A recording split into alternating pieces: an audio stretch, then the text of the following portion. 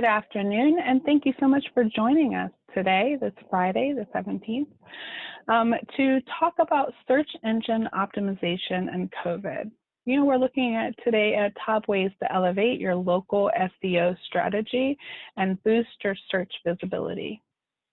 So if you're on with us, not just listening, if you're walking through the deck that we've prepared for you, at the very bottom of your screen, you have the option to answer our poll. So our poll question today is, how long has it been since you last checked your Google My Business Analytics?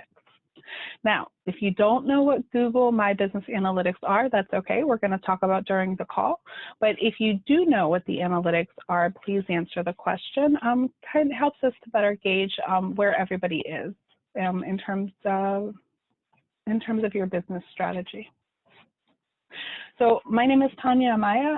I am the Web and Marketing Director for Analytic Design powered by Mosaic Data Services, ADMDS. And I would like to welcome Randall today, our Analytics and Visibility Manager. Randall, welcome. Thank you so much for taking the time on this Friday to help better explain how to optimize the search engine visibility for businesses, especially locally. Would you mind introducing yourself and talking a little bit about your background?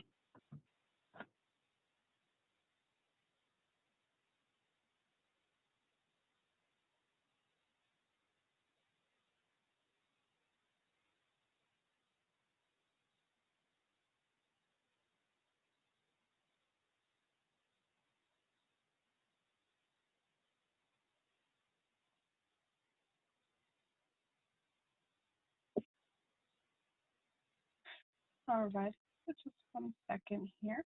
Technical issue on our side. Let me just make sure that Randall Evans is allowed to talk here. All right, Randall, go right ahead. Are you able to? Hello, and yes, Tanya, can you hear me now?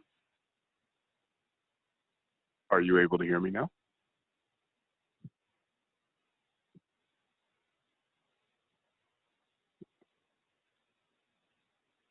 Hello? Hello, Randall.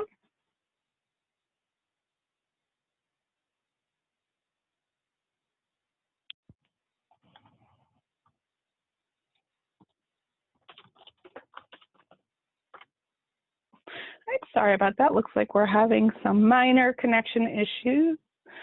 Just give us 1 moment while we resolve this.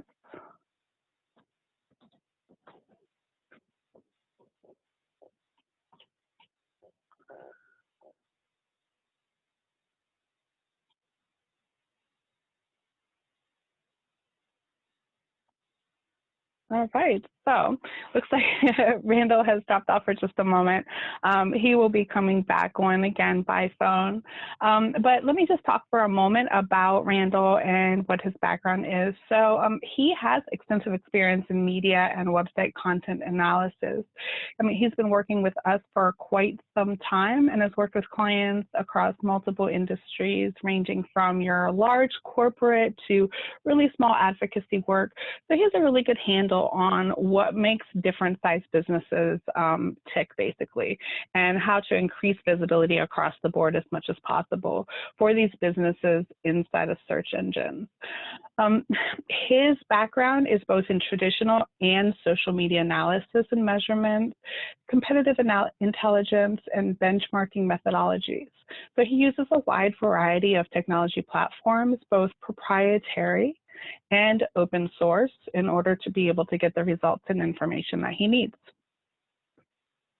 He's a big fan of advanced search operators, and his goal is to work together to make sure that your analytics are giving you the information you need to improve and scale your business. So when we say analytics, it's not just the numbers in the analytics. It's not just looking at your data. It's looking at a combination of different areas. So your website analytics, your social media analytics, taking a look at all of the data that helps to build your foundation. And it seems like he was Tanya, able can you hear me? Yes, I can hear you perfectly. Welcome, Randall. Thank you so much for joining us today. Thank you, and I apologize for the technical difficulties here. I think you're usually supposed to have a case of the Mondays, but I have a case of the Fridays today. Yeah, it's not even a holiday weekend. So I did start introducing you, but if you wouldn't mind just continuing and just introduce yourself, and then we will move forward. Absolutely. And it's a pleasure to be here. Thank you for having me today. My name is Randall, and I am currently handle the analytics for Mosaic Data Services and analytic design. And essentially, and I think I heard Tanya referring to this, essentially what I try to do is to help coordinate the analytics deployments and setups and reporting structures for businesses and brands and individuals that we help with websites or their web projects, to try to help them use the data to be as smart as they can, and to basically use that data for a variety of things, whether it's looking at competitive things or assessing ROI, or looking at different portions of various web projects to figure out, if we're accomplishing the goals that are set out. Anything from e-commerce stuff to share of voice if we're looking at competitive things. And so my background, I come from a public relations and communications background, and I actually did a lot of measurement and analysis in that. I marketing and work, moved years, started learning as much as I could about that, and essentially tried to turn that experience into make sites that we can measure what's going on, and making sure, again, we can use that data to figure out the smartest, moving at a sustainable and scalable pace. Okay, excellent. Thank you. Thank you very much, Randall. And again, thank you again for joining us today. I think that your expertise is going to help small business owners and basically any business owner better understand how they can increase their visibility on their websites, through their social media, especially right now during COVID, like the different areas and things that you can take advantage of. So today, we already worked through our introduction, so we're just going to talk through about, why now? Why is it important to pay attention to your search engine optimization and visibility now? How local SEO tactics differ, your best practice strategies, different tools that you can use, and then at the end, we'll open it up to a live Q&A. So let's get started. And just to get started, I just want to talk for just a second about search engine visibility versus search engine optimization. So we hear a lot about search engine optimization, but not the second part of it, not the visibility part of it. So the whole point of optimizing your website or optimizing your content or any area of your business is we're really thinking about the visibility here. So remember that the end goal is to be as visible as possible. So the optimizations that you are making will in turn lead to increased visibility. And how you make those optimizations, or the different things that you do in order to optimize, and how consistent you are, helps to determine how visible you are, how much visibility you will have. So just to understand how search engines work, before we dive into the different things that you can do organic to increase that organic traffic, a search engine's process is divided or cataloged into 3 simple steps. It's crawling, indexing what it finds, and then bringing back results. So if you think of search engines like Google, they're massive libraries of content. They are businesses, but they're also libraries. So they work by crawling websites, which follows links. It processes that information page by page, catalogs the content, and it puts that content together with other related content, so other similar content. So if you have a blog post that's around a specific set of information, and another business has a blog post that's around the same type of information, this information is cataloged together. So once as people search, as users enter their queries into the search bar, the search engine, whether it's Google or Bing, it then pulls the content that it finds most relevant to what those searches are from its index. So the searches and the information that's appearing is what the search engines consider are most relevant. So understanding the basics of how the search engine operates, it helps to give you a better understanding of the importance of optimizing your content and providing as much content as possible so that search engines find that information as valuable as you intend it to be for your visitor. So now that we understand a little bit about how search engines work, let's jump into the why now.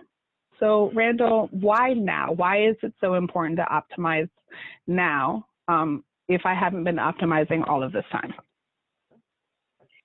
Well, I think there's a unique opportunity now, given that with everything that has been happening with COVID-19 and with just the tremendous amount of change. So many things have been disrupted from a business standpoint, from a day-to-day living standpoint. And one of the big things that we've seen in a lot of the search data is that, local search itself has really been, the use of it has been exploding in the last few months because people noted are confined to where they are. Generally, when they do go out, tend to travel a little closer to home than they used to. And frankly, particularly when there were more stringent shutdowns in place, there was a real need to know in the businesses or the services that were around someone what things were available and where people could get the goods and services that they needed.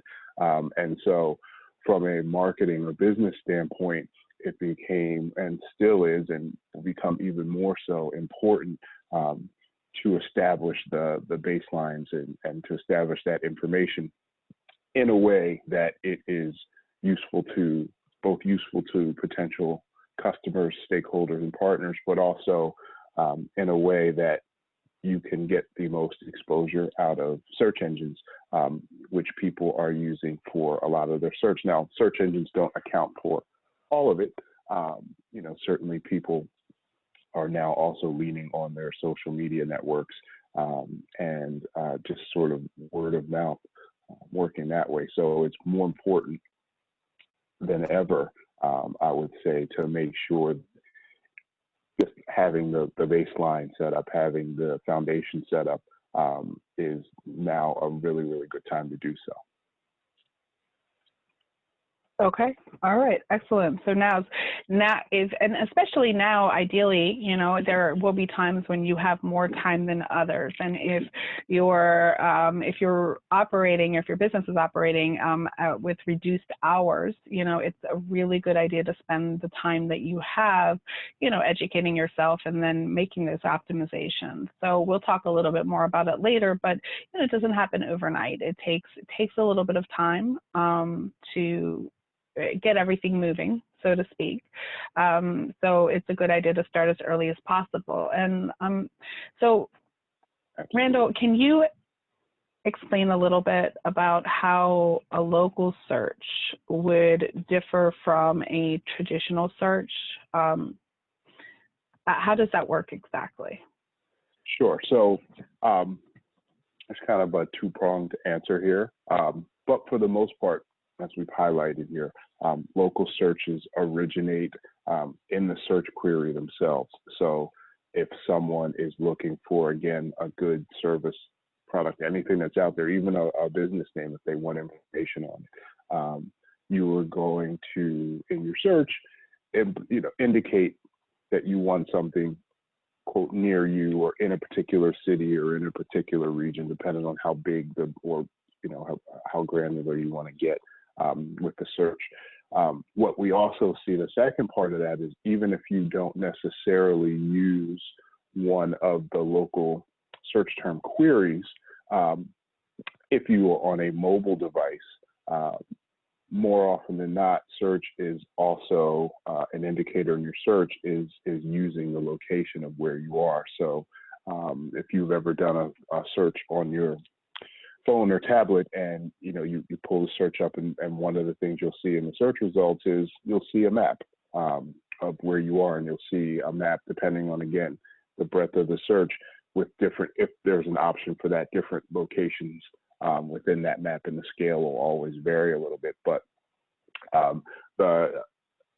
as more and more people are using mobile devices, the location of their search again becomes a signal. It's not the be all end all, but it is certainly a measure or a signal within that search. And again, if someone is searching on a computer or desktop or something that is not necessarily telling where you are by location, we will see some of these local search queries that go in there. And again, particularly with how things have gone the last couple of months, those search signals have become that much stronger as folks have been looking for things that are quote unquote closer to where they are. Thank you. Thank you for that, and especially bringing up the mobile. So then, if most of my business is coming in through mobile, or that's what my analytics are showing me, do I need to optimize my content for local? Like, am I really focusing on keywords and the cities and what's closest to me? Is this necessary for my content to optimize in this way? I would say so, and I would also say this represents an opportunity to do some really good keyword research, which I know we'll touch on a little bit later. But it's yes, if you look at your analytics and you see that a large majority of your people, then yes, it is absolutely reasonable to think are the people are using, that you can add a specific geographic or type additive to the search to help bolster the presence and number of result. And hopefully that is something that will lead to more traffic that is coming to your site. So but yes, it's definitely, it's one of those things that, and this all depending on how you lay your content out. And again, with what we're seeing, the surge in more local search, it's something that absolutely cannot hurt to implement. So basically, everything that you're doing, it does add to that visibility. It does add to the optimization, even if a lot of your traffic comes in on mobile. Correct. So, I think that sometimes people get confused about the purpose of search engine optimization. That's why I talked about it for just a moment, but, we talk about this a lot internally. It's the difference between increasing your website traffic overall versus really focusing to increase your traffic to include qualified visitors, qualified traffic. Because bottom line, if you are just randomly putting information out there and you have, 1,000 visitors to your website, if those 1,000 visitors came to your website and none of them are there, or the majority of them are there based on content that you put out that isn't related to something that you sell or something that you do, then yes, you're getting that traffic, but it's not qualified. It's not turning into anything. So can you just talk a little bit about search engine optimization so that people can understand what they're really going for here? Because I think that a lot of times in like the hustle and bustle of everything that we're doing, people lose sight of, that end goal. Absolutely. And so I think the most important thing to remember with search engine optimization is that it is a piece of a toolkit. And it's a piece of a toolkit that is determined by what your ultimate goals are. And there are a lot of different factors that fit into where you are as a business, and as a business, what you provide or sell, and as a business, what you are, quote unquote, what you're really good at.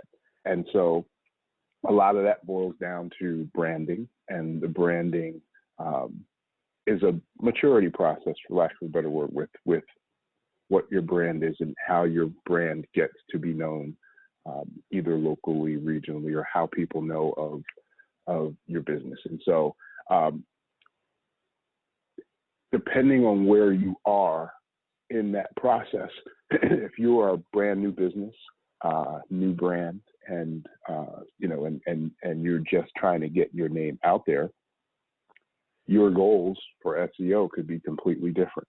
Maybe you do want the eyeballs there to get familiar with your brand, and you may venture into writing, whether it's blog content or putting things up that aren't necessarily essential to your core business, but are still involved with your core business. And ultimately, the way search engines are gearing to work now is these search engines are trying to direct people to content that is helping them with a question or a problem or an issue. And so a lot of search queries now come in the form of questions.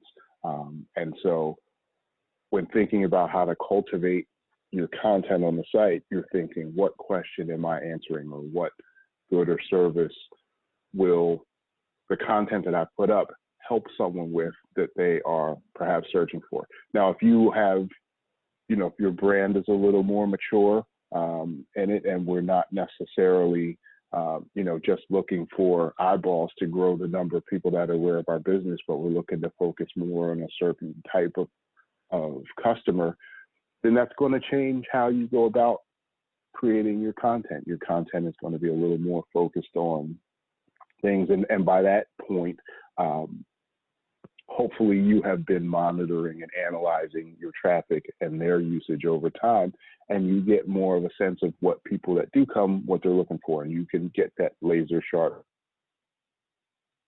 That's how you're doing there. So there's no one size fit all answer, and the SEO strategy is going to be different for every brand and every company and every website and every application that's out there.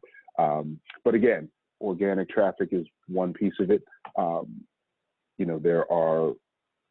There are linking strategies, and there are backlinks, which is essentially a link to something, a page or a blog on your content from another site, which helps build domain authority. Google and other search engines look at that and say, well, if we know this content is really strong, and they're linking back to this other content, that by default means that they trust that content. So that's one of the signals we're going to use to help build that trust.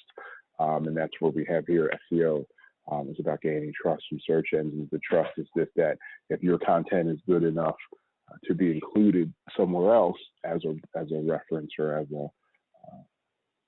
a fact check on something, then that helps to build the authority versus some of the other things that could be out there. So, there's the referral strategy, there's the straight search strategy, there's a strategy and SEO also exists within the social media realm, because people go there, and people, instead of doing their searches on Google for something, if they're looking for a product or service, they may look directly in Twitter, they may look in Reddit and ask what's there, they may look in Pinterest and at what people are doing visually. And so again, depending on the maturity of where your brand development is, all of those things are on the table.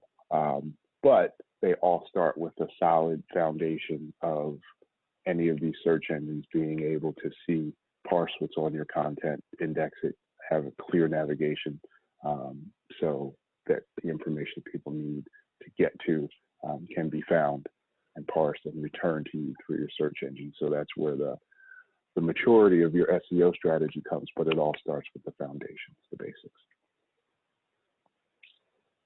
Foundation, yeah. Foundation is, there's so many pieces to your foundation. So when it comes to your website, when it comes to maximizing the effectiveness of your website, I just wanted to mention quickly that from a design standpoint, your website can get in the way of itself. There's certain indicators that search engines use as they are going through your content, and one of those are headlines. So your headlines, which are your H1, H2, H3 tags, a lot of times when we're building our website, we're more focused on the visual aspects of it. So our tags are H1, H2, H3. As you're building your content, you might choose an H3 headline because you like the way it looks on the front end. But the search engines, as they're going through your content, they're basically reading down in terms of hierarchy. So they're not looking at the way it looks. They're saying, okay, so the H1, or typically the biggest headline, that's the most important one. And then the H2 is the next most important headline within your content. So, make sure that as part of your foundation, your website pages are not getting in their own way and confusing the search engine. Randall, I have a follow-up question for you. It's related to this slide, but I think a lot of times we hear, I'm sure you've heard this many, many times yourself, is, there's so many promises made when it comes to search engines and search engine visibility, and, you'll be on number one. And so there's a lot of frustration around that because, of course, everybody wants to be number one and everybody wants to make it to the first page because they would like to see results. But realistically, how long from when you start being consistent with your process, how long are you typically going to potentially start seeing results? I'm going to give the answer that generally solicits the most amount of tomatoes being thrown in the direction of the person saying it. The answer really does depend. But that being said, I can definitively say this, that if you don't take the basic steps to make sure that content is being indexed properly and being served back up to end users who are looking for it, or if that content is not answering the questions that people are looking for, or people are coming and looking at that content, but the user experience for them to do it. So if it's on mobile, it's not optimized and they have to do scrolling and pinching and zooming and can't read it. I can tell you that answer is a really, really, really long time. If you do everything right, and based on what we have here, I have seen results in weeks, months, generally 3 to 6 months, I think is a good amount of baseline time to say, okay, I think I'm doing stuff right. And I'm looking at, through our keyword research, I'm looking at an estimate of monthly search terms that are, what the volume of those searches are. And I kind of have an idea of what percentage of those I should be getting. And so if I'm not seeing any changes, then something is not as optimized as I thought it was. But at the same time, I've seen content that, because the landscape is consistently shifting, that there's some solid content out there. And we've gone 3 or 6 months and we've seen little changes here and there. And then all of a sudden, after, the 7th, 8th month, there's a term or a query that really starts clicking and the number of people searching for it picks up and that traffic just really takes off. And then before you know it, a page that sort of just fit in with everything else is now one of the top 3 or 5 producers of organic traffic to the site. And so I think the timelines there are more baselines and reference markers to make sure you're seeing some change. But as far as when you'll start seeing results, it really does vary. But it's important, again, through your data and analytics and through juxtaposing that over your strategy to make sure you are seeing some movements. And it's important, one of the things that it seems like a basic thing, and I think we all do it to a certain extent, but it's important to like jump on and search yourself and see what else is there, and you can get an idea of where your stuff is moving, and you get some of these numbers through the various tools that are there. But just literally sitting down and in 3 different search engines, putting in your term with your brand name, without your brand name, maybe with the competitor's name, and seeing what stuff pops up, it can really give you some good ideas about what sorts of things you may or may not want to do with your content. I hope that answers the question. Yeah, it does. And I was just thinking that one of the most exciting things that's ever happened is, when I was going through and I was just randomly searching, and unexpectedly, one of my own articles from a very, very long time ago popped up. So, I mean, very exciting to be randomly searching and, find your own articles. So it's gratifying when it happens, and it will happen. You just want to make sure that you are consistent and not getting, not allowing yourself to get too frustrated. If there's a consistent period of time that you are really following through and doing what you feel you need to do and nothing is happening, and then at that point, I would say that, it's a good idea to talk to somebody who's an expert. I mean, we're always available, of course. We're available through chat or through call. We are happy to set up a meeting to figure out, what you're doing, if there are different things that you could be doing, and if there are different tools that you could potentially be using that you're not, to, to either help support or expedite the process. Exactly. And like you said, that is a really, really good feeling, especially, when you've put a lot of work into it. And I think sometimes, we forget, but it's good to remind yourself, particularly, I'm speaking particularly about organic traffic now, that even if you're starting from scratch or sort of your levels have not been very high and you're making this effort to change it, when you start to see that change, just remembering that every single visit you see registered is with someone was searching for something and they ended up on your site with your content. They ended up with an opportunity to interact with your brand. And so from an analytics standpoint, that's why I always preach it's important to look at that segment of traffic and look at their attitudes and look at how they interact with things. Look how, if they're on your site and they're searching for something, site search is one of the best indicators of what people are looking for. And you've been on a site before and you got there and you thought you knew where it was and it wasn't, and you take the time to look for it.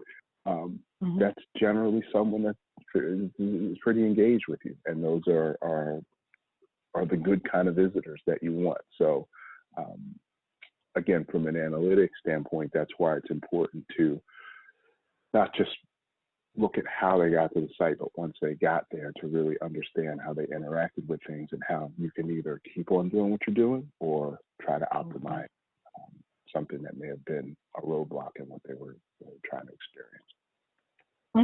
And although we're not, we're not necessarily deep diving, into different things you can add to your website. We did talk about that in a past webinar, and we'll definitely cover it again in the future.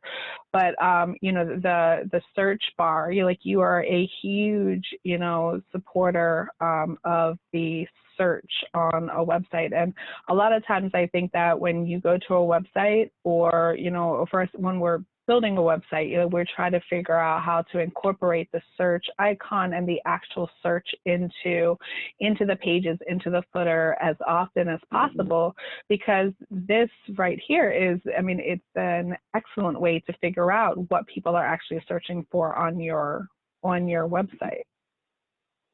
Exactly. And a lot of times, to that point, and this is where the SEO strategies, this is where you really need a holistic strategy for everything. So part of the nuance of it is you have to get content that is going to appeal to the masses, but the way that search works, and semantically, like people search for things differently, people use different words, different phrases, all sort of thing. And so you have this conundrum where you have to make it available to the broadest set of people, but at the same time, and this is what you were alluding to with the H1, H2 headers and the like, and page titles and images and all that. That's the stuff you want to gear to the greater audience. But then in the writing of the copy for a particular post or page, that's where it's important to drop in some of those other things that may be less popular semantically speaking. And a lot of times you can get the insight for that stuff from the site search data that you see, because someone will get in and just in general will know that, you know, they want to buy widgets, but they're only, you know, they're looking for widgets that can be used by left-handed people. And so, you know, you'll have that little nuance, and we'll be able to implement that to make your content that much stronger. That sounds like an awesome future topic to go into. So there are best practice strategies, you know, like I think it's a term that I hear really often, and you always laugh whenever I hear it, but a lot of times when people talk about SEO, they talk about it being snake oil, like getting to the first page is, you know, like there are fake, you know, a lot of false promises. And so these false promises, you know, they come into play because in my mind, best practices are not being carried out. And so the best practices are what really gets you there. It's not, you know, it's not about getting there in a month. It's about consistently following through. So we put together a list of best practices. Now, of course, these are not the only best practices, and they're not all just related to local. But can you talk a little bit about these best practices, and if there are any others that are not mentioned on here that you feel are really important? Sure, and if I could just quickly dive into something you just said, and I think thankfully we don't see this as much as we used to, but there's still much more of it than there should be.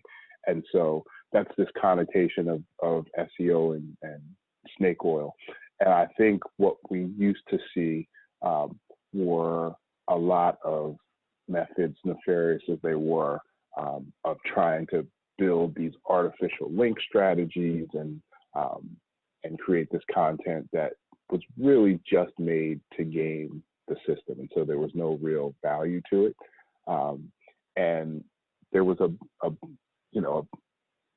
big lump of that out there. And the eventually what happens, and what is always going to happen, is, you know, the house is always going to come out on top. So whatever technologies or whatever methods they were using, the Google algorithm or whichever search engine is going to figure it out. And then you've invested in this link clicking scheme, and you pay all this money, and now you have all these links that are completely false and don't mean anything and don't have any value to your brand and don't do anything to tell your customers about what you are about. And in 6 months, not only will they be not useful, but they'll actually end up getting you penalized for stuff. And so I think in looking at the best practices that we have here, these are substantive things that are not these quick fix solutions that actually end up hurting you more than helping you. So that aside, I think of the local strategies that we've highlighted here, you know, the first one of doing your homework, the keyword research is really so important to know, because it gives you an indication of what search trends have been for whatever time period it is that you choose to look for. And they can be really helpful in local search, particularly because you can find a particular issue or product or brand or whatever's there that has some meaning of something locally. And that, again, can help you tap into, get a better idea of how you can be helpful to that end user, because again, ultimately, that's why they're interacting with your website or your web property. And so from that research, you then can create your content based on that. Local news is always a good one if you're fortunate enough to have a media outlet, whether it's a small community blog or a paper or something, any digital property that covers local stuff. There is always an opportunity to have them talk about what you're doing in the community, or even if they're talking about other things, they can reference your business. And that's sort of that backlinking strategy we're talking about, where organically things come out where it makes sense. It's not just all of a sudden you have 2,000 links to your site that don't make any sense. In using your location pages or location specific stuff, again, makes sense in your About Us stuff to highlight where you are. And if possible, you put something about how your business or brand or what you do personally makes a difference in the community that you're in. And again, that's honing in on that local segment, which now we're seeing more elevated, again, searches for things that are affecting people locally. There are a ton of business directories out there. And again, each one mileage will vary, but I think it's worth it to, even if you search for yourself or something similar in your area, to see, like what are the top 5 or 6 to pop up, and just make sure within those, and most importantly with any of them, so whether it's a smaller niche one or one of the bigger ones you see, obviously with Google being the biggest, or Yelp or something like that, it's just to make sure that they have the most accurate information. And again, even something as small as making sure your hours are updated, or letting you know when, different holidays or different days you'll be open or closed. That's the kind of stuff that on a micro searching level, people are going to be searching for. If that information is clear, not only in those sites, but on your own website, it'll make all the difference in building more of that trust and awareness for what you do. I think the point we have here about creating dedicated web pages for products and services, again, that just gives you a space to emphasize all the different things about those products and services. And over time, after you build a profile or understand based on usage and how people get there, what sort of things people are searching for about those products and services, that space gives you more time to develop that content and progress that content and freshen it up, just to make sure that it's staying relevant with what people are searching for at any given time. And as I alluded to, Google My Business and Yelp and those sort of services, they're there. And they frankly rank really well in search. And so you, again, just want to make sure that you have your content there as updated as possible. And Google and Yelp for sure offer particular, as COVID related, offer particular options to put up special messages or special considerations, or talk about special things for the business if you have a good or service, curbside pickup or delivery or anything like that, to give the opportunity to really shape the experience, so that when people, as we talk about the trust, people for the most part trust those things either with reviews or the information that's there. So you have to make sure the information there is trustworthy. And I'll just, pop in really quick and say that, a huge, I guess this is just it's a pet peeve of mine, when I'm searching to see if a particular location is open, especially with big retailers, but obviously with small retailers as well, is that if the hours are not up to date, considering COVID, if you know that you are adjusting your hours over a longer period of time than just a week or 2 weeks, it's really important to make this update, because, otherwise you have people actually driving to your location, and then it just provides a really bad experience if you're not open. And, they check to see if you were, and nothing on your website or nothing through Google My Business, nowhere told them that your hours were temporarily shorter than what they were normally used to. Exactly. And I mean, there are big brands that are guilty of this. I go shopping, And I like to get in there early, before most people get there, and I get there and it's shopping hour for seniors only, which I'm very happy to see and I'm completely supportive of, but it would have been nice to know that before I got there. And when I looked up your hours online, it would have nice to know that information were there. So I could have planned a little more strategically. So, especially right now, COVID, it's at some point will be post-pandemic, but it seems that it's going to be some time before we're there. So, make sure that you're taking, you're taking the information that's being provided, and you're really thinking about, you're thinking about the customers and the type of experience they're going to have when they're looking for you. And I will just point out that a lot of times, and not a lot of times, but there have been times in the past when I've been talking to somebody and they haven't made the update because they're sure that no one is looking for them.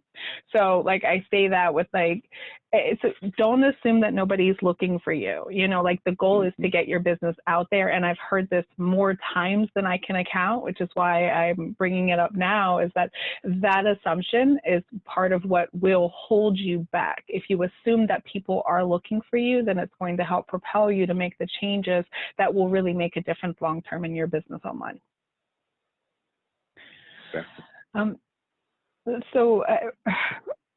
Google My Business. Randall, can you talk a little bit about Google My Business? So right now we're moving into the tools that you can use, and we don't have a whole lot of time left, so we're not going to go into, every possible tool out there. I want to make sure that we do have time for questions, but we did list, some of the major ones that have the ability to really make a difference. So Google My Business is definitely one of them, right?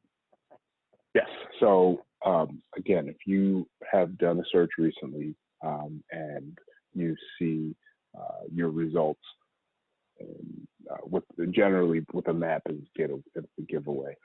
But you'll see, for example, if you search for a brand name of a company, you will see in the top, usually to the right of your results, the name of the business and where it's in the map, and you'll have the information about the business that's there. And so you can have hours and a summary of the things that are sold or done there. And that information is driven through Google My Business. Now there's also one for Bing as well, and the other major search engine, but Google's the big one. And so this just gives you the opportunity for, and this pops up through local search most often, but it gives you the ability to have the front-facing information that you would want in front of your business, the name of your business, contact information, the hours that are there, goods, products, services that are sold, any special circumstance, again, anything like for gearing for a COVID-like situation. And so these search results are also driven through maps. And so as people are doing their search, generally the top 3 or 4 brands that are associated with whatever the search term was will show up there. And so I think the good thing about Google My Business is they give you some access to some helpful analytics data or some helpful data about your users. And so once you've registered that and claimed your business, number one, you can tell this in order to look on there. You can see businesses that have been claimed. So that means someone went through and made sure that the stuff there is right. Otherwise, Google will just scrape the information from accessible public things, and it's not always accurate. But within that data, you can see how many people saw your business through Google search, Google local search, or through maps. You'll get an idea of how many people went on to your website to look at your website, but you get to see some interesting data, like if you have a phone number listed, you can see how many people click through and call. If they got it on a map, you can get things, if you have a front-facing business like this, a storefront business, you can see how many people requested directions to get there. So trove of data that's there, which you can look at over time and sort of again use that data to help figure out if we have a bunch of people who are question directions or anything like that, then you can make sure on your about page on your website that you have parallel information so that if people go to either place, they'll be able to get that information. So, and again, they offer some good keyword data that doesn't necessarily get passed on in your analytics, and it's just another opportunity to see, again, exact words, phrases, concepts, queries that people are using to find your business. So, and, sorry. No, go ahead, please. So no, I was going to say all that, and I didn't talk about perhaps the most important thing you can go do there is with engaging with your customers. So you can use that. That's another space to post status updates or stories or anything where you're talking to your customers, but also that the Google My Business is where your reviews are handled. And so, and again, you've seen this if you've searched either for a business or brand, and you'll see the reviews that pop up, and what they'll show is an aggregate of the number of stars that people gave you, and if people left comments, you can see, and we highly, highly encourage people to respond to those, both positive to reinforce that you are thankful for them taking the time to leave a review, and critical, where you essentially acknowledge that you understand what they're saying.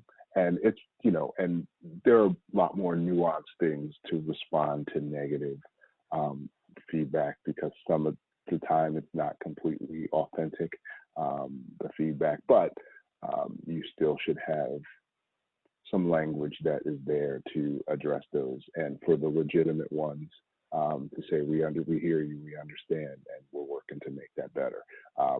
That stuff goes, I don't know if there's a particular algorithm that looks at you responding to reviews, but I know when I look at a business, I actually always look at the negative stuff and see how they handle that, because that says a lot to me about the business.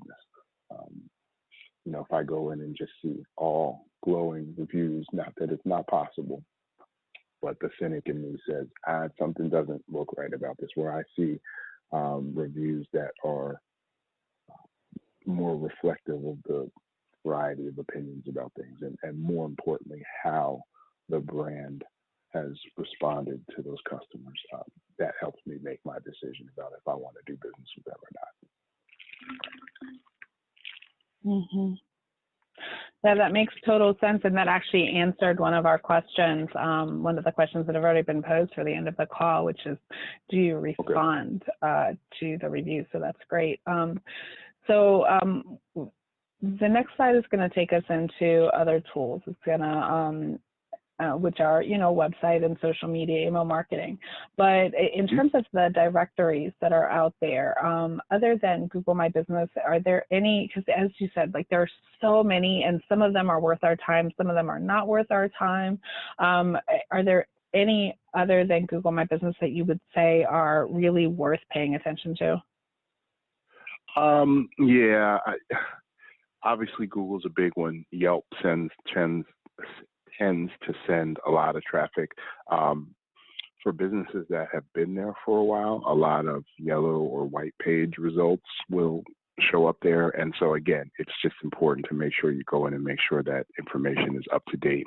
But Facebook has Facebook Places and Facebook Local. So even if people are searching within that ecosystem, I think that's an important one to have.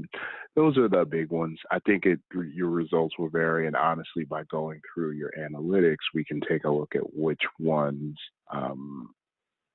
people, if they have been sending over traffic in the past, we can see which ones and know that we need to optimize those. And even through Search Console data, we can look at backlinks and see which ones have existing links and whether or not people are using them. We can determine if it's worth the energy to go through and optimize every single one of them if there are a ton. That makes sense. And, it's important to be mindful of your time, that you're spending your time, if you're updating directories, you have to remember to go back to these directories and make additional updates in the future as needed. So it's important to be really organized about this and manage your time well when it comes to making the updates, because sometimes when you jump on, you think it's going to be fairly quick, but then it turns into a whole process, and then next thing you know, 4 hours are gone and you've done one and you're panicking. So right. just be, if you search, local directories to add your business to, take a look at the quality of them as well, because some of them are not going to be worth your time, but you're not going to know it unless you take the time to really go through and, and make sure the way that the directory is handled is in line with how you want your business represented, because there are places that you can absolutely add your business to, but I don't know that you would want to. So just be mindful of where you're adding your information to. Exactly. So thank you for that. And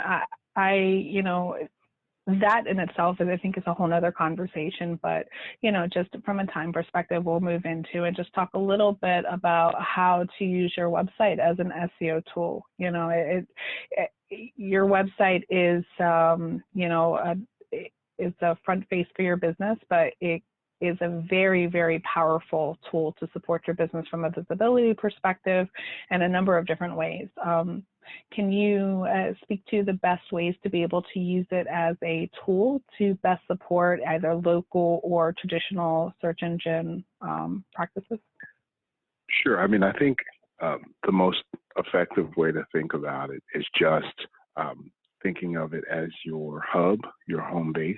And so, as we've noted, there are a bunch of different tools in the matrix to help funnel traffic. And so that's either traffic that you ultimately want to bring back to your website, or things that are out there to bolster your brand. And whether that's through the stuff that you're doing or selling or engaging with, or even, as we noted, something that you're doing in the community during these extraordinary times. And so, one of the ways to get that stuff out there, and I'm just using this as an example, is through using various social media channels. And so, I always, I note that I try to encourage that there is a balance between the content that is put up in various social media networks. That is a balance of things on your own website and things in other places. I mean, you don't want to get to the point where your social media channel is literally just a bullhorn for, hey, we posted something new on the website. I mean, you want to try to diversify that as much as you can. But at the same time, I've seen the opposite, where we're just, the people with their content strategies will send traffic everywhere but their own website.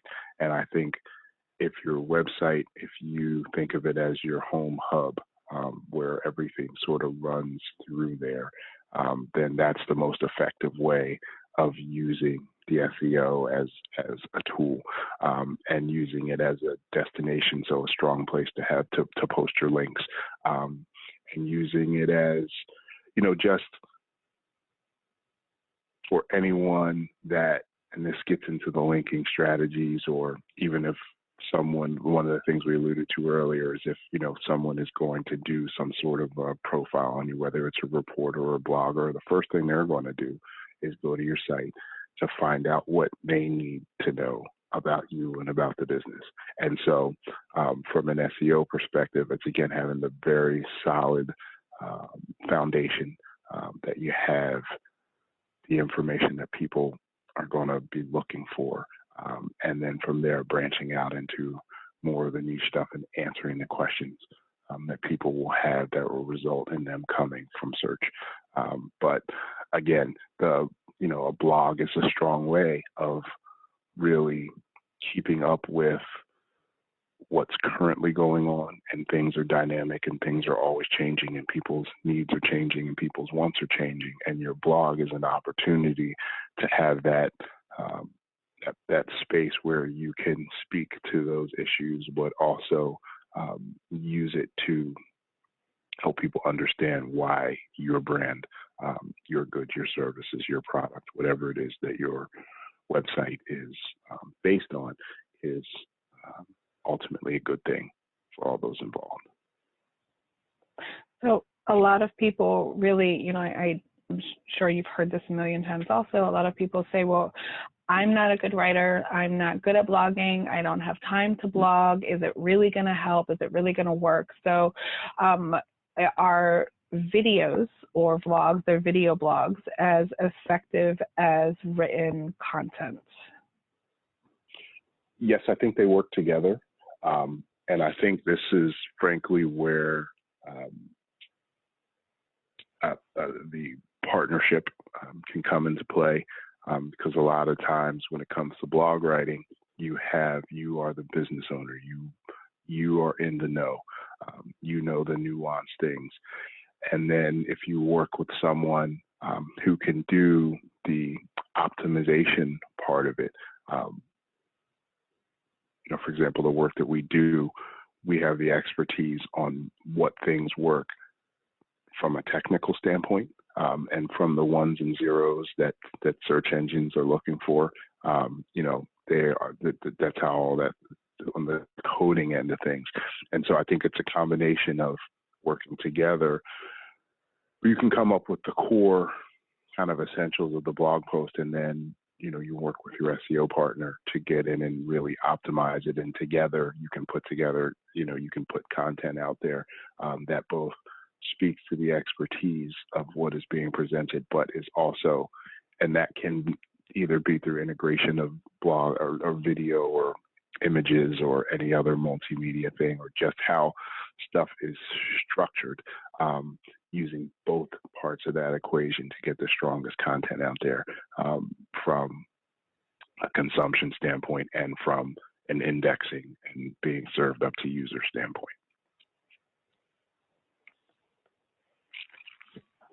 That makes total sense. So then, in the end, it's just, again, about building your foundation. It's about taking advantage of all the different tools you have available to you, even if you feel like you're not good at them, even if you feel like that's not, what you want to be doing at the beginning. This is, you get either you work through it and you get really good at it, or you find somebody who is good at it and you help to leverage, how strong they are. You find a partner, as you said, that can actually help support, what it is that you're looking to do. But bottom line, whether it's you do it or somebody else is doing it, it has to be done for your business in order to increase your visibility there. Exactly. So, the last piece of this that we'll talk about today, before we move into questions, a lot of great questions came through, which is great, is, your social media and email marketing. We didn't dive a whole lot into how to use social media or how to use email marketing in order to increase your local visibility or visibility in general. So what are your thoughts around using these other types of tools in order to help create the strongest foundation?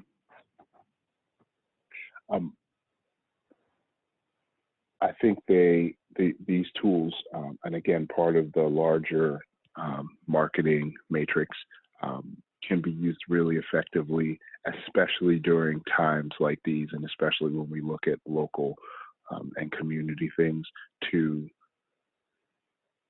again, build off of and develop and nurture that sense of community. And so whether it's through a Facebook group or a LinkedIn group or, a small Twitter something, or, an Instagram, through local images and authentic things, it's possible to make connections, either with existing customers / users, or to reach out to new ones. And so it's, and I think this last point that we have here is a really important one in terms of utilizing your social media to not just highlight what you're doing, but, in the larger context, in the bigger picture, understanding how you are ultimately strengthening the community. And by the community, it's all of those that interact with your brand and those that are associated, in this case, in close proximity to those businesses. So I think the place of the social media and even email, it's a way of reaching out.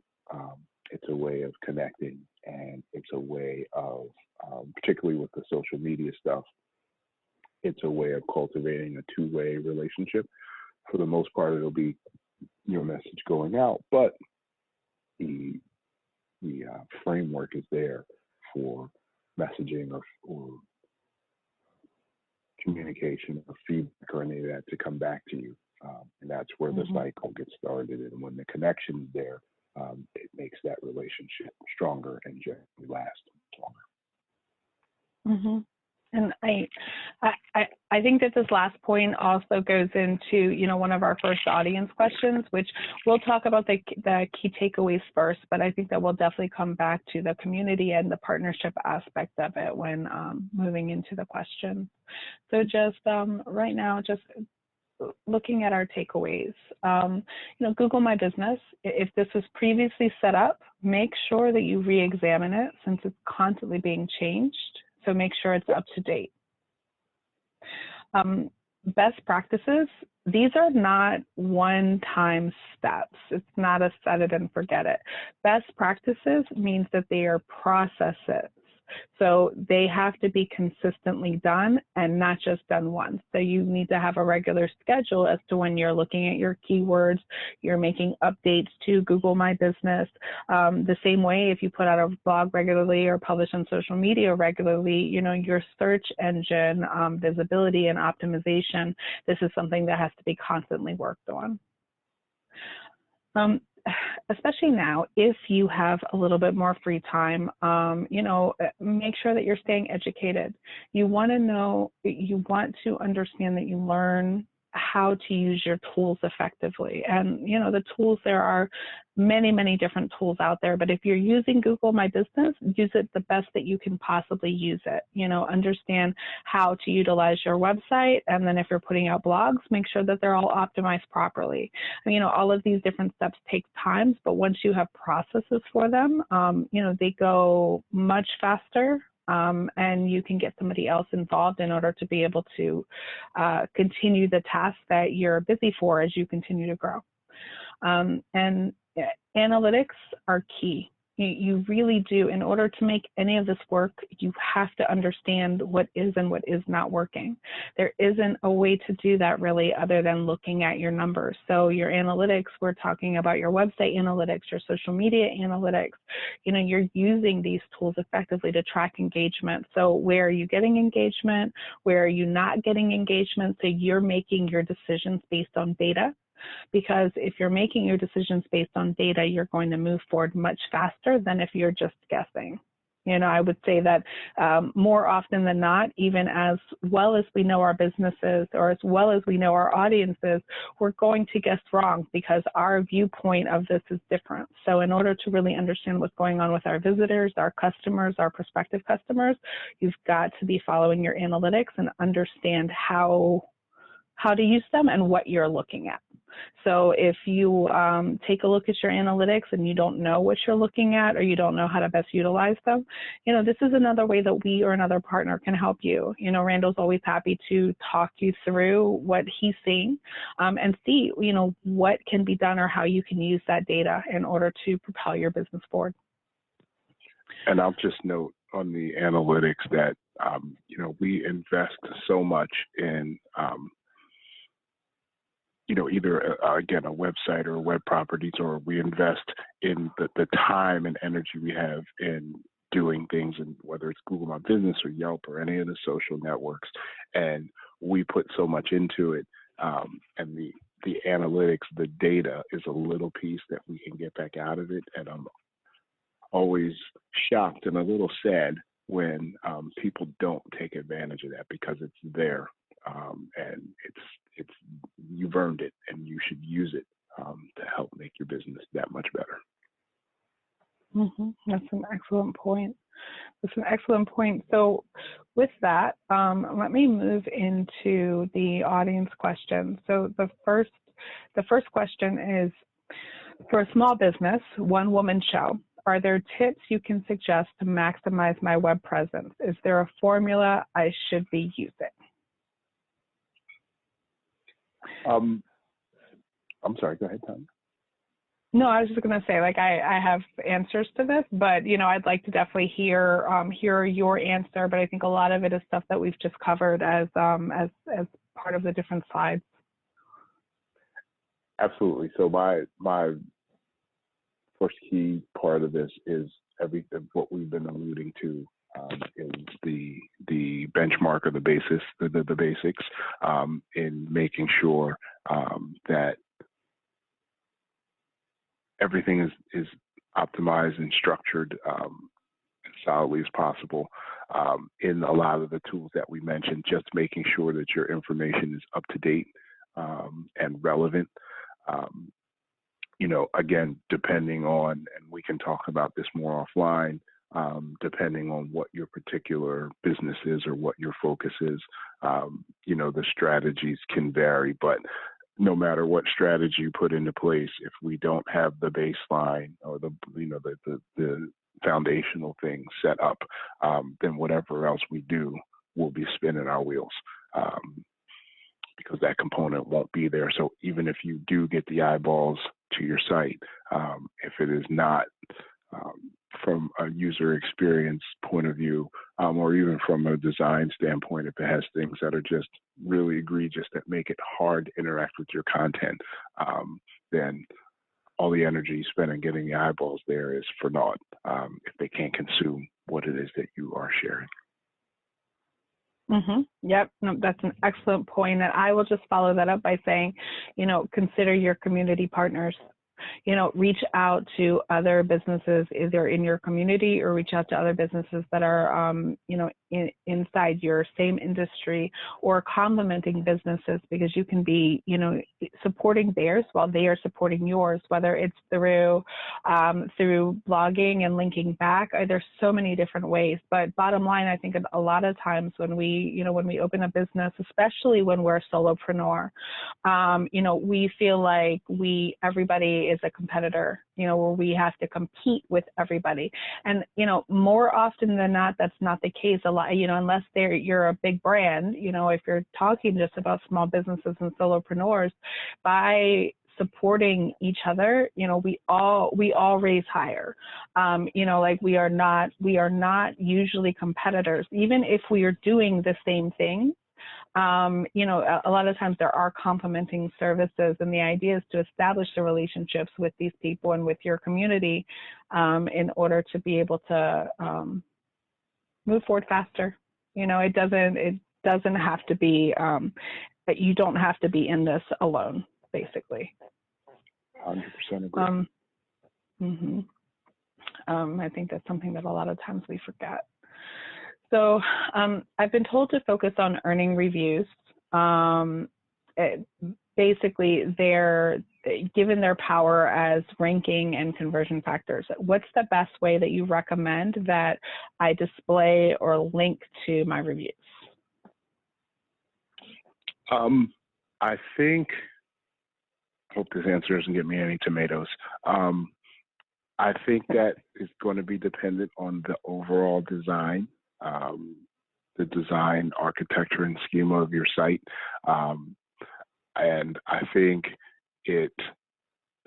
frankly, I think it has a lot to do with what your site is already designed to look like. You know, there are options. You can embed them. You know, you can link to them. You know, again, it really depends on how things are laid out.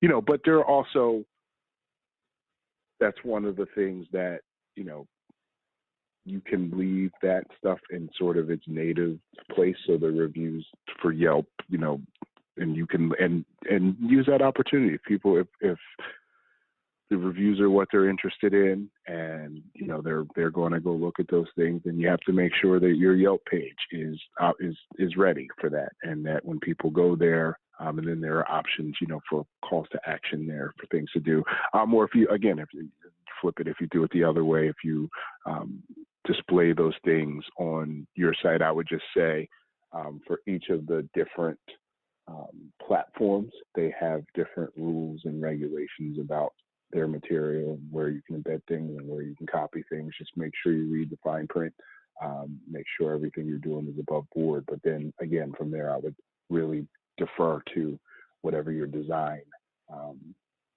goals and architecture are. Mm-hmm. I think that's a good answer. I don't know. I think that's a very good answer. So it is about your design, about your architecture from a linking perspective. But remember that you can link your reviews. So say you push people to review you on Google. This is in order to be able to give you more visibility. So you can link to. You can link to these through your email. You can link to them a lot of different places in order to encourage people to take a look. So it's a good idea, of course, sure, that they're on your site, but keep in mind that you can link to them from anywhere in order to push people that way, and they can take a look at like your typically mostly positive reviews. Absolutely, include them in your call to action strategy. Mm-hmm. Yep, absolutely. So the next question is, how do you research local keywords? And for this question, I think that there are a couple different answers, and that I think definitely is a future webinar. And but if you want to go ahead and answer, and I'm more than happy to also follow up your answer with some additional thoughts. Sure. So, we have, which I'll let Tanya get into. We have some tools that we can and have used for that. I would say, again, for starters, is just jumping in and doing some quick searches, what is there, and then you can take that.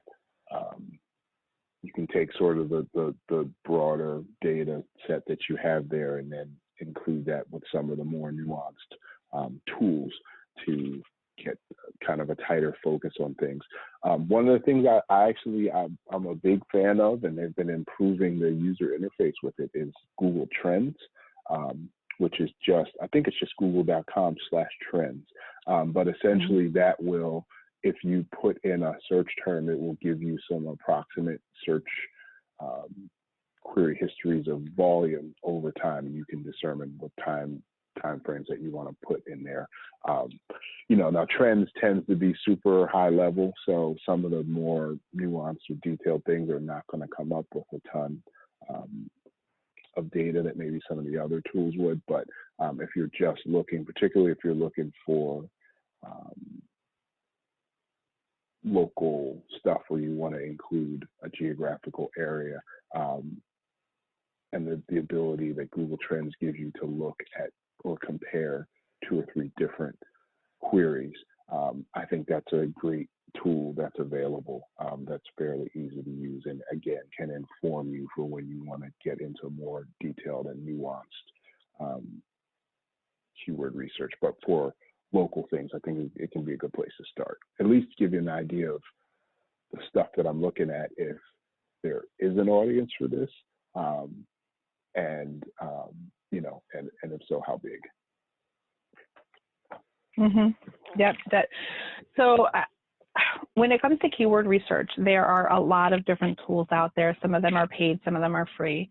The free tools, so if you just look in the search engine and just put in, keyword planners or keyword research tools, you're going to have a lot of them come up. So the free tools typically are going to limit your results and limit the amount of data that you can get.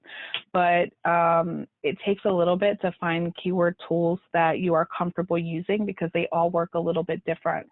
Even myself, when it took a while to find keyword tools that I felt like really met my needs and also were easy to use. So it does take a little bit of research and, trial and error in order to find a good fit for you.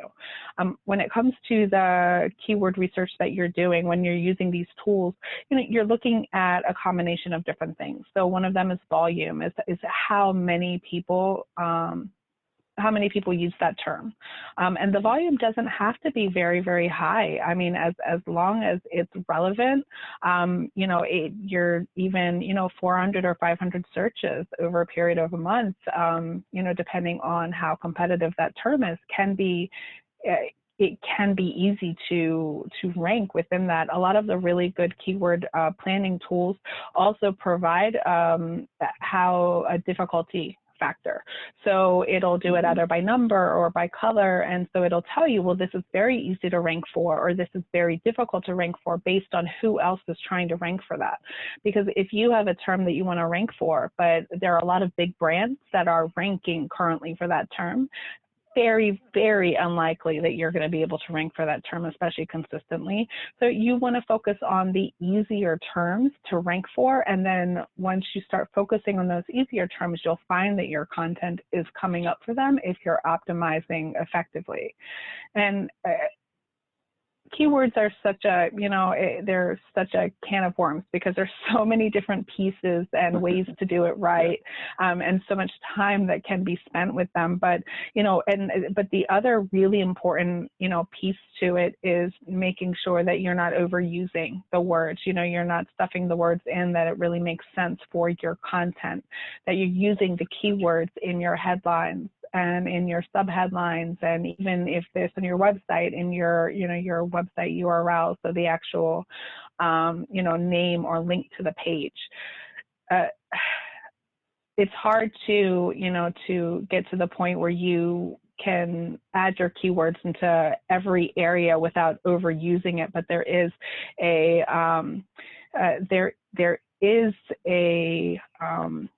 basically a density for keywords to where the search engine is not going to say, well, clearly this word has been overused in this article or overused in this amount of text. So that would be a keyword density tool.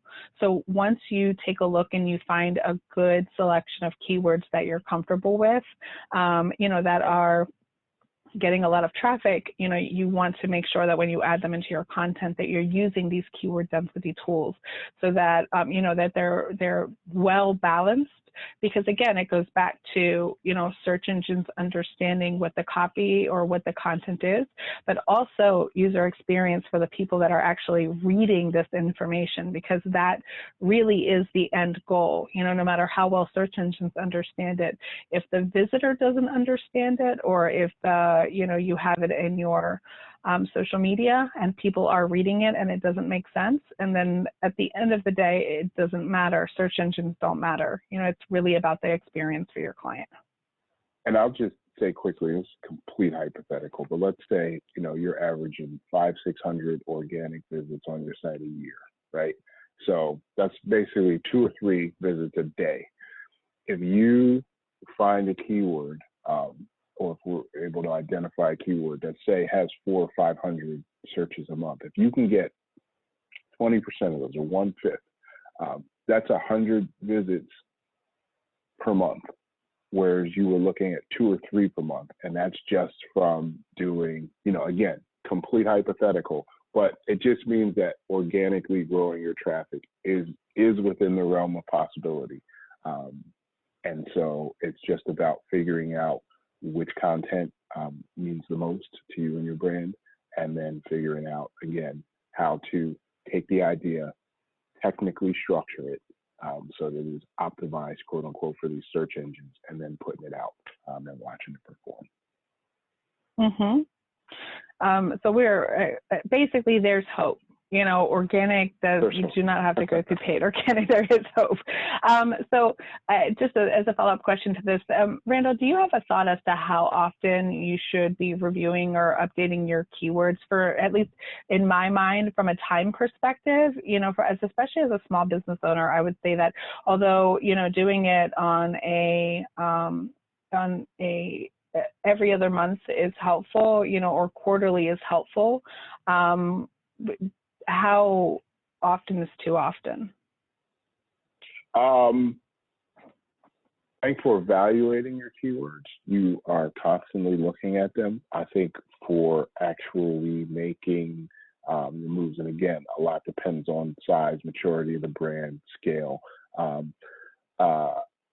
going back to our example of looking at things for the 3 to 6 to 12-month range for where we start to see some action and really want to evaluate things.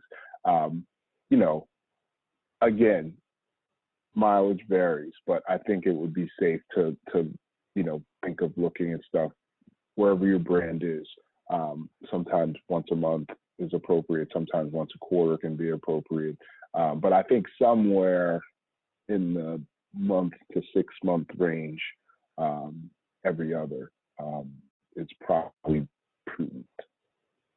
Mm-hmm. Okay, that makes total sense. So, if you have limited time, it's okay to push it just a little bit, but keep in mind that, this is an important factor in the content that you're putting out. So if you're taking the time to put content out, make sure you're starting with your keyword research so that that content isn't in vain. And again, it's about the relevancy game, and at the same time, whatever you're doing, and again, mileage will vary depending on your industry and where you are, but whatever you're doing, your competitor might be doing it also. And so, quite frankly, if their content is fresher and more relevant, then they're going to get the nudge in terms of visibility and search. And so it's just a matter of keeping up and staying relevant. Mm-hmm. And let's see, the last question that we have, and I'm happy to answer this one. So if you add services to your website, does it matter if you add them as a page or post? So I'm very curious about this one too.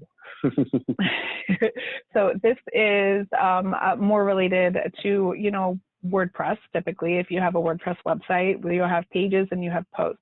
So bottom line is that it doesn't matter if you add it as a page or a post. Content is content when it comes to search engines. So with that said, the architecture of your site, so what categories you're using, can make a difference.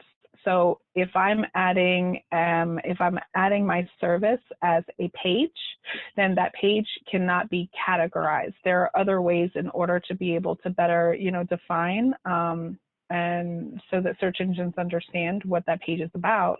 But as a post, you can categorize. So you can categorize under service. So there are a number of different ways to be able to do it. But just keep in mind that the hierarchy of your site, the architecture of your site, makes a big difference in terms of search engines being able to understand, even though the actual content of whether your services and information is added as a page or as a post doesn't matter.